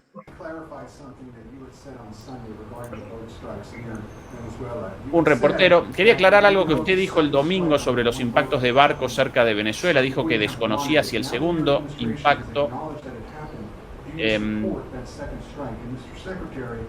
un segundo, Fernando, porque esto, la reproducción del video generó la reproducción de 4 videos a la vez, yo escuchando 4 cosas distintas. Aquí, ahora sí, de nuevo. ¿Qué dirían los norteamericanos? Ahora sí. Bueno, una vez más, el reportero. Quería aclarar algo que usted dijo el domingo sobre los impactos de barcos cerca de Venezuela. Dijo que desconocía si el segundo impacto contra ese barco había ocurrido, pero que no lo habría deseado ahora que su administración lo ha reconocido. Apoya ese segundo impacto y, señor secretario, quería que usted aclarara algo. Usted dijo en la entrevista de septiembre en Fox News que vería ese impacto en vivo, que había visto ese impacto en vivo por televisión en tiempo real. ¿Sabía que hubo sobrevivientes después del primer impacto? Bueno, esta pregunta referida a un video en el cual primero acometen a un barco con un misil y después, una vez destruido el barco y la gente flotando en el agua clamando auxilio, los machucan con un nuevo misilazo y determinan la muerte de todos los ocupantes de ese barco sin ninguna prueba absolutamente de nada, y aún con pruebas no podrían perpetrar un crimen de esas características. Esto generó mucho revuelo, más aún después de las idas y vueltas de Estados Unidos, de que sí, que no, que habían determinado ellos el ataque, después que no, que en realidad habían cometido un acto de insubordinación. El secretario de Guerra se jactó de ello. Es decir, dijo, no, y lo rematamos porque yo lo ordené. Sí, eso, fanfarroneó, después Trump rectificó en parte. Bueno, ahora la respuesta de Trump por aquí, diciendo lo siguiente. Bueno, mire, todo lo que sé es esto. Por cada barco que vea explotar, salvamos un promedio de 25.000 vidas. 25.000 vidas. Han estado enviando suficiente fentanilo horrible y otras sustancias como cocaína, pero el fentanilo ahora mismo es el más común, capaz de matar a toda nuestra nación. Porque una pequeña partícula en la cabeza de un alfiler puede matar a alguien. Es una sustancia muy peligrosa. Conozco a mucha gente cuyos hijos eran drogadictos, tomaron una pequeña muestra y murieron, no podían creerlo. Quiero una pausa acá, Fernando. Todo esto, pero mentira tras mentira. ¿Qué más da? Pero estupidez tras estupidez. Primero, todo el fentanilo consumido en Estados Unidos, producido en Estados Unidos, ningún sentido en el transporte, lo mismo que las metanfetaminas. Esto es sabido por cualquier persona con un poquito así de conocimiento sobre la producción de drogas. Lo que querían, lo que con los estadounidenses en su momento machacaban contra la llegada de las sustancias chinas, los componentes chinos, los precursores chinos para la producción del fentanilo en Estados Unidos. Si uno quisiera generar la exportación de fentanilo además ilegal, eso representaría un negocio inviable, ¿sí? Por el costo del fentanilo. Entonces, los países en todo caso realizan la exportación de sustancias químicas hacia Estados Unidos y ahí los productores de drogas realizan la producción de fentanilo y la comercializan ahí. Venezuela carece de esas sustancias químicas y mucho menos realiza exportación o tráfico de fentanilo. Toda una estupidez. Esto además, este discurso estúpido de los años 80 de un poquitito así de droga te mata y no. Todo un desastre.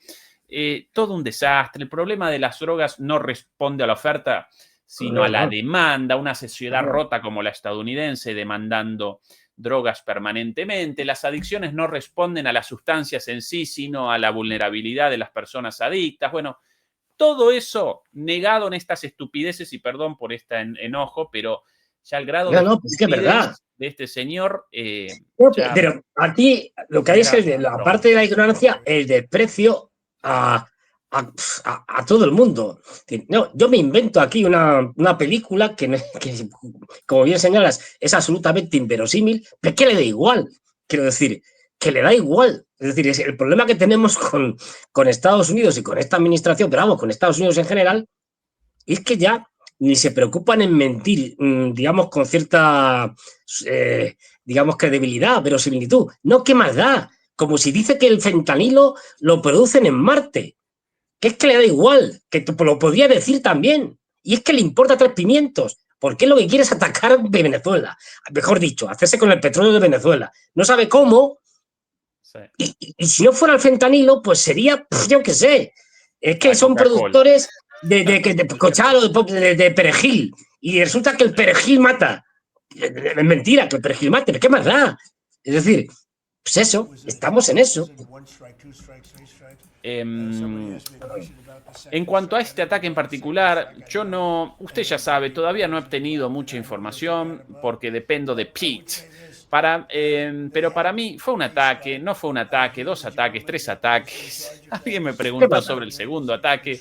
Yo no sabía nada sobre el segundo ataque, no sabía nada sobre la gente, no estuve involucrado, ¿no? Sabía que se lo llevaron, un barco, pero diría esto, tuvieron un ataque. He oído que el caballero a cargo es extraordinario, es una persona extraordinaria. Dejaré que Pete hable con él, pero Pete estaba satisfecho. Pete no sabía que el segundo ataque tendría que ver con 2 personas y supongo que Pete tendría que hablar al respecto. Puedo decir esto. Quiero que esos barcos sean desmantelados y si es necesario atacaremos también por tierra, igual que atacamos por mar. Y hay muy poca llegada por mar. Creo que hemos desmantelado más del 90%. Hay muy poco aún. Y lo entiendo, hay muy poco. Estamos salvando cientos de miles de vidas con estos ataques puntuales. Es asombroso ver un barco avanzando y ya sabes, a mucha prensa le gustaría decir que no lo son. Ves el barco, tal vez no sean drogas, ves esos barcos primero que nada, que tienen 5 motores en la popa de un barco que va en direcciones extrañas y cargado con muchos contenedores blancos. Son bolsas llenas de cosas. No, han hecho un trabajo increíble y Pete también. Pete, probablemente podrías responder mejor que yo la pregunta. Bueno, y ahí comienza Pete. Creo que al final esas series malas de los años 80 de Estados Unidos de detectives, pero lamentablemente con gente muerta en serio, eso es lo terrible, ¿no? Claro, pero fíjate que además, es decir, el secretario de guerra, el Pete Hegseth la lía parda, es decir, porque no solo hace la barbaridad, sino que se jacta de ella. Entonces llega allí, le preguntan atrás y dice, el muerto que se lo trague es decir, el desastre. Dice, no, yo de esto no sé nada. Que se lo cuente aquí el secretario de guerra, que es el que la ha liado. Es decir, y creo que al final el Pete este impresentable terminó echándole la culpa a un almirante, que no tiene nada que ver. Es decir, pero bueno, ¿qué más da? O sea, ya quitándome el muerto de encima, ¿no? Diciendo, venga, yo no sé nada. Dice Trump, no, a mí me... hay un momento que dice, no, de esto se encarga aquí el Pete y tal, o Pete y tal, esto no me ha contado así grandes cosas, que han muerto 2 más que había por ahí y tal, no, que se lo cuente Pete Hegseth, yo no sé nada, o sea, cargando el muerto aquí al otro y el otro pues intentando salir del lío.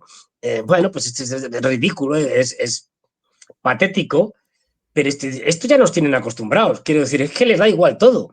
Ya digo, el problema está ahora en que, dice, vale, ya lo de ir destruyendo barcas y matando pescadores varios y cosas de estas y tal, esto no lo puedes presentar como un éxito. Aunque digan, no, hemos acabado con el 90% del tráfico por mar. Como no hay tráfico por mar, pues claro, se acaba con todo, pues no hay nada. Es decir, pero bueno, vale, ahora viene lo de la tierra y tal, pero todos sabemos que, vamos, es que los propios, no me acuerdo ahora, es que ya he oído a diputados, vamos, a congresistas y tal, norteamericanos diciendo claramente ya, no, si esto, sí, lo de la droga y tal, pues es terrible, pero lo que nos interesa es el petróleo.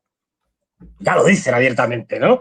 Entonces, bueno, vale, ¿y ahora qué? Porque esto no lo puedes presentar como un éxito. Que nos hemos cargado una veintena de barcazas y hemos matado, pues yo qué sé, a 200 personas.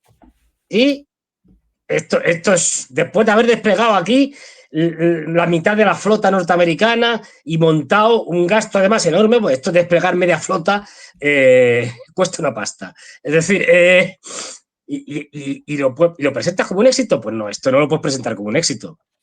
Ahora, ¿qué vamos a hacer? O que, bueno, no nosotros, sino Trump y compañía. ¿Vas a invadir? Invadir no, porque saben que pierden.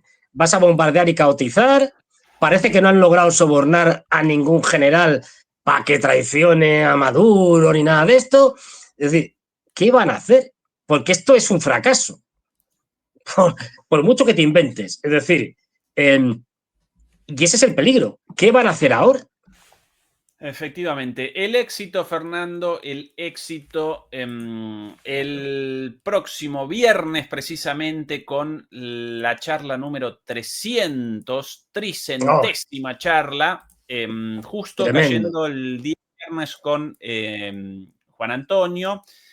Podremos algo especial ahí seguramente, entre otras cosas, presentar unas espectaculares portadas diseñadas una vez más por nuestro amigo Jesús Gil, como aquella vez con nuestras imágenes dibujadas como portada de historieta de anime. Bueno, algo por ese lado.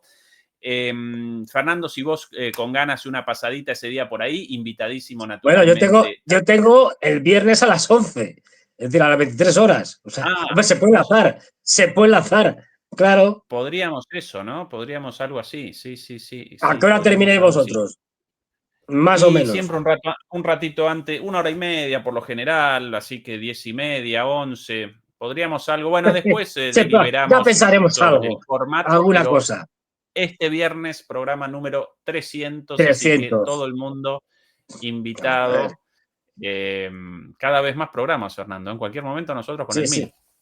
Efectivamente. A ver, para el programa 300, que será un programa especial, yo espero que por lo menos haya 30.000 personas viéndonos, que menos. 30.000. 30.000. No hay que. No.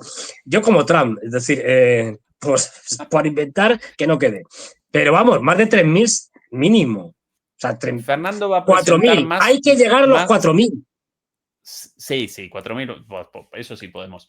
Va a presentar imágenes exclusivas de la fauna madrileña después de las imágenes de la basura del madrileña la vez pasada. Ahora la fauna en las calles de Madrid, perdón. De Madrid. Y no estamos hablando de políticos. No. Fauna de verdad. Animales en las calles de Madrid. Fernando, querido, un abrazo. Ya comenzó Eduardo, así que redondeamos. Nada, nos vamos. Aquí. Abrazo, compañero. Igualmente, hasta luego.